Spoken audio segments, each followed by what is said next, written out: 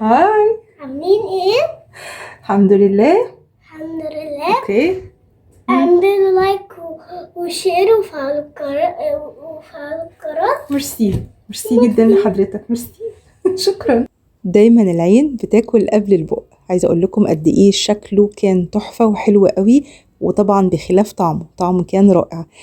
ضفت جنبه سلطه طحينه، وكمان عملت سلطه كاتشب ومايونيز مع بعض كده، بحيث يعني ان احنا نغير فيه. يسعد لي اوقاتكم، عاملين ايه؟ يا رب كلكم تكونوا بالف خير. حقيقه سعيده جدا جدا بكم الاشتراكات الجميله اللي تمت الفتره اللي فاتت، وكمان الكومنتس الحلوه قوي.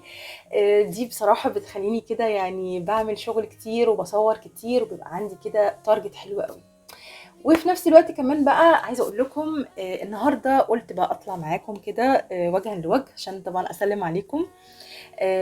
وهنعمل مع بعض النهارده وجبه حلوه قوي، او وصفه حلوه قوي للغدا، طبعا لاخر الشهر. احنا طبعا مش في اخر الشهر بس، يعني ممكن تبقى لاخر الشهر، ممكن تبقى في نص، يعني في اي وقت انت عايزاه. بس قد ايه كده بقى في تريك كده صغيره عايزه اقول لك عليها، ان عيالنا ما بيحبوهاش، يعني لو الاكله دي بالذات ما بيحبوهاش. هقول لك هي ايه بقى دلوقتي حالا. الكرنبيت من الاكلات التحفه الحلوه جدا، اللي ممكن نقول عليها فيها قيمة غذائية عالية جدا جدا لينا ولولادنا. بس العيال ما بيحبوش، مش عارفة، ما بيحبوش القصة دي خالص. يقولك لا اعمل لنا اكل تاني، لا لا لا لا لا, لا. هنعملها لهم بس بطريقة تانية، بطريقة تخليهم ياكلوها ويستفادوا بيها. هنضيف لها شوية اضافات، او هنخفيها تقريبا، مش هتبقى موجودة، وهياكلوها بألف هنا وألف شفا. فالزهرة دي هنعملها بالطريقة التقليدية العادية خالص، وكمان هنعملها بطريقة ايه العيال. فتابعوني وشوفوا معايا بقى هنعمل ايه بالكرنبيتية دي. هاي. عاملين ايه؟ الحمد لله. الحمد لله. اوكي.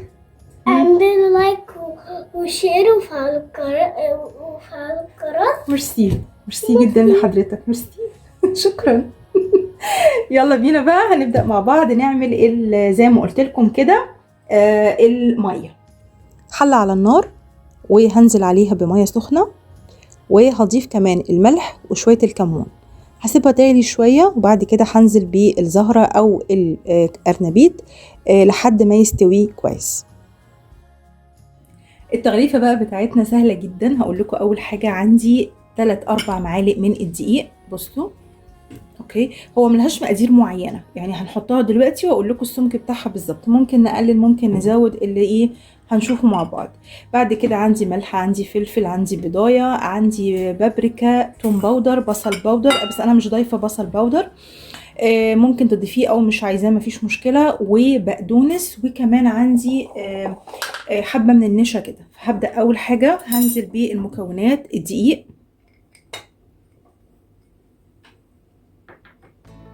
هاخد شويه من الملح واسطع كده معاكم، هاخد شويه من الملح حوالي معلقه وشويه.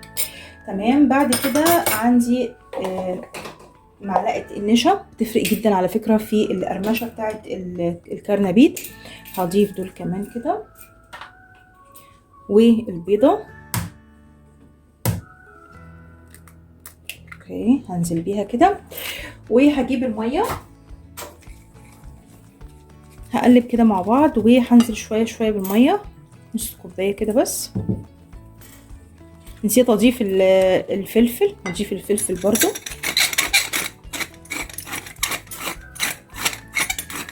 اوكي، وهقلب الخلطه دي كلها كده مع بعض.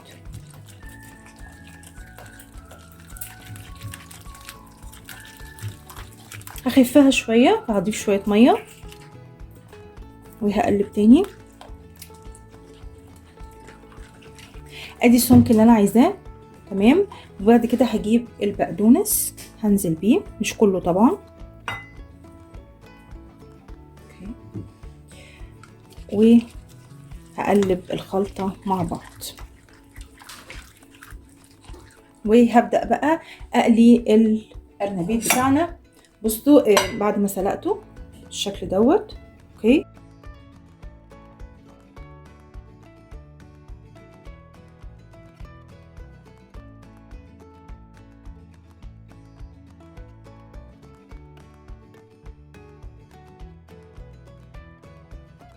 دلوقتي بقى عندي اللي هو القطع الصغيرة، تمام، اللي هي قطعناها وسلقناها كويس جدا، جامد قوي قوي. هاجي بقى اهرسها بالهراسة او في الكبة براحتك خالص، تمام. اهرسها كويس قوي قوي، خليها يعني كتلة واحدة. اوكي،